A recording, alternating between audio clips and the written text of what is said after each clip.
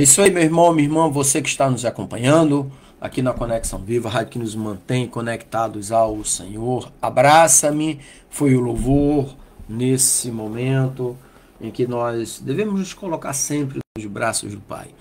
E agora são 7h08, manhã do dia 16 de setembro de 2025. Você que nos acompanha pela nossa Rádio Conexão Viva, agora também você passa a nos acompanhar através da nossa rede social, Facebook e logo em seguida canal Conectado ao Sagrado. Convido você a visitar a página da Segunda Igreja do Nazareno em Itajaí, Santa Catarina. É onde nós estamos, na cidade de Itajaí, Santa Catarina, sul do Brasil, litoral de Santa Catarina, litoral norte. E louvado e engrandecido seja o nome desse Deus glorioso, Deus Criador dos céus e da terra, queridos. E nesse momento nós vamos falar com Ele em nome de Jesus, pedindo que tenhamos um dia alegre, abençoado e próspero. Senhor Deus Santo, vivo, Deus poderoso, Deus Criador dos céus e da terra, a Ti toda a honra, toda a glória e todo louvor, seja feita a Sua vontade, assim na terra como no céu, ó Pai. Deus, em Tuas mãos eu coloco a minha vida, a vida da minha família, dos meus parentes, meus amigos, a vida de todos aqueles que estarão nos acompanhando nesta manhã. Abençoa-nos, ó Deus, com a Tua presença em nome de Jesus e torne o nosso dia mais alegre, mais abençoado e próspero, Pai. Que seja repreendido neste dia, ó Deus, todo espírito de enfermidade, todo espírito de desânimo, todo espírito de inveja, de mágoa, de rancor, de ódio, todo espírito de vício, espírito de prostituição, ó Deus, e que verdadeiramente o Teu Espírito Santo tome lugar em nossas vidas, nos consolando, nos confortando, nos alicerçando e nos direcionando, ó Deus. Esta é a oração que o Teu servo faz nesta manhã. Em nome de Jesus, amém. Graças a Deus. E nessa manhã, no nosso devocional, eu quero trazer aqui a oração de Paulo pelos santos, pelos irmãos em Éfeso.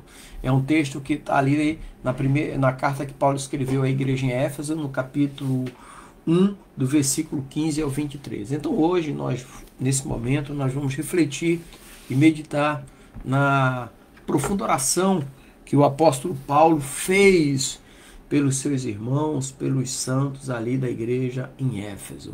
Amém? E o texto diz assim, Carta à Igreja de Éfeso, capítulo 1, versículo 15 ao 23 diz: Por essa razão, também eu, tendo ouvido falar da fé que vocês têm no Senhor Jesus e do amor que têm por todos os santos, não cesso de dar graças a Deus por vocês, mencionando-os em minhas orações. Peço que o Deus do nosso Senhor Jesus Cristo, o Pai da glória, lhes dê espírito de sabedoria e de revelação no pleno conhecimento dele. Iluminados os olhos do coração de vocês, para que saibam qual é a esperança do seu chamamento, quais são as riquezas da glória da sua herança nos santos e qual é a extraordinária grandeza do seu poder sobre nós, os que cremos, conforme a eficácia da força do seu poder. Esse poder ele exerceu em Cristo, ressuscitando-o dentre os mortos e fazendo-o assentar à sua direita nos lugares celestiais, acima de todo principado, autoridade, poder e domínio, e de todo nome que se possa mencionar, não só neste século, mas também nos vindouros. E sujeitou todas as coisas sob seus pés, e para ser o cabeça sobre todas as coisas, o deu à igreja, que é o seu corpo, a plenitude daquele que a tudo enche em todas as coisas. Carta à Igreja de Éfeso, capítulo 1, do versículo 15 ao 23. Qual é o contexto histórico dessa passagem? A carta de Éfeso é uma das epístolas paulinas escritas enquanto Paulo estava preso em Roma. Ele poderia estar angustiado, ele poderia estar magoado, amargurado, como muitos que nós conhecemos. Mas ele escreve para encorajar a igreja em Éfeso e a entender essa maneira de encorajamento era para que a igreja entendesse a sua identidade em Cristo e a viver de acordo com essa nova realidade. Éfeso era uma cidade influente, cheia de idolatria e de paganismo, e Paulo se importa profundamente com o crescimento espiritual dos crentes. Paulo poderia estar chateado, Paulo poderia estar rancoroso porque fez tanto e estava ali no cárcere. Paulo estava aguardando a sua condenação, mas mesmo assim, o seu coração, o amor de Deus no seu coração fala mais alto. Até porque aqui nesse momento ele já tinha tomado uma posição. Eu não vivo mais, mas Cristo vive em mim. Independente da situação que ele estivesse passando, Cristo estava com ele. Agora, o interessante é a estrutura da oração. No versículo 15 aqui e 17, a estrutura do 15 ao 17, a estrutura da oração é tremenda. Ele começa dizendo, por essa razão também eu. Isso quer dizer que outros também. Mas ele diz, também eu, tendo ouvido falar da vossa fé. Outros ouviram falar da fé deles. Então a estrutura aqui é tremenda, porque Paulo começa a oração agradecendo a Deus pela fé e o amor dos efésios, dos irmãos ali da igreja de Éfeso. E Paulo reconhece que esses atributos não são apenas frutos do esforço humano, mas é um resultado da ação de Deus na vida dele. Então a gratidão deve ser uma parte fundamental de nossas orações. Tem pessoas que só pedem, não agradecem, não são gratos por tudo aquilo que tem. Mas eu tenho um pouco, é tudo que você tem, cara, dê graças a Deus. E no versículo 17, ali, Paulo é bem enfático, quando ele faz aquele pedido de sabedoria e revelação. Então o apóstolo Paulo pede que Deus conceda sabedoria e revelação. Ou seja, o conhecimento de Deus não é apenas intelectual, mas principalmente espiritual. Ou seja, precisamos da iluminação do Espírito Santo para entender e aplicar a verdade divina em nossas vidas. Aplicar a verdade da palavra de Deus em nossas vidas. Então aqui nós vamos identificar também a grandeza do poder de Deus. Então Paulo fala sobre a força do poder de Deus que ressuscitou Cristo dos mortos e o colocou à direita do Pai. Então isso é um lembrete do poder disponível de Deus para cada um de nós, os crentes. Aqueles que creem em Jesus como Salvador e Senhor.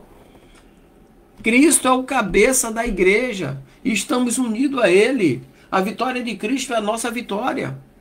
A conquista de Jesus é a nossa conquista.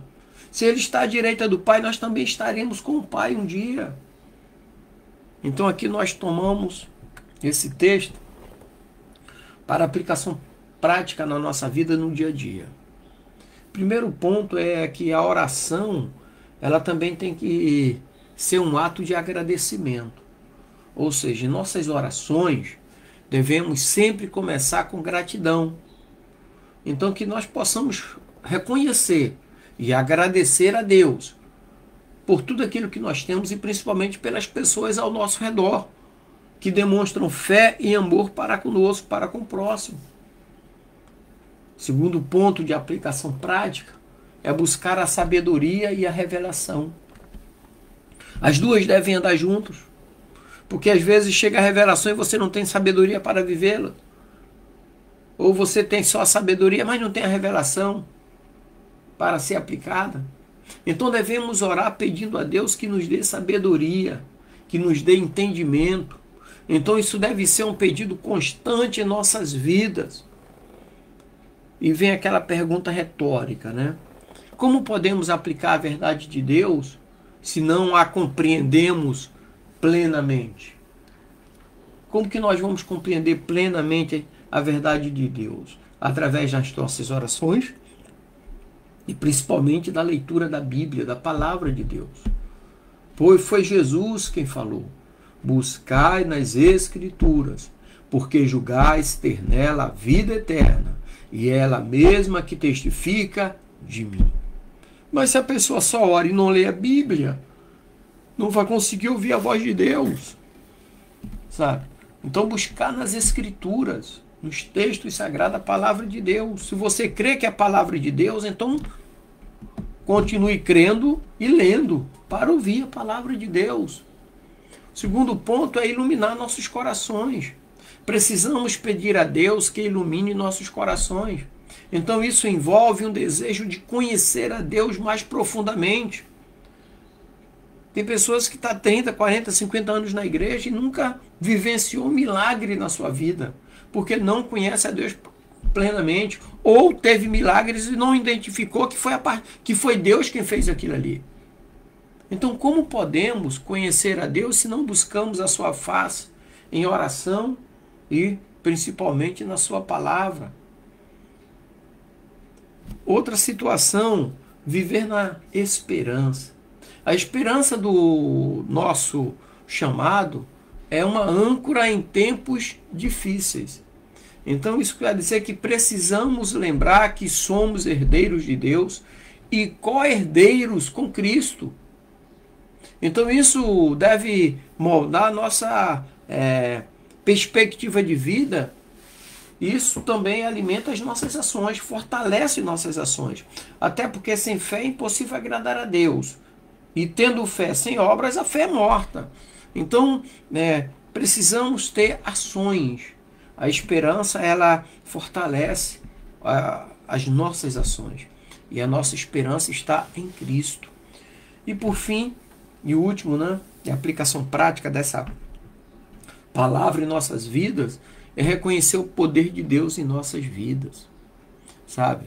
O mesmo poder que ressuscitou Jesus habita em nós.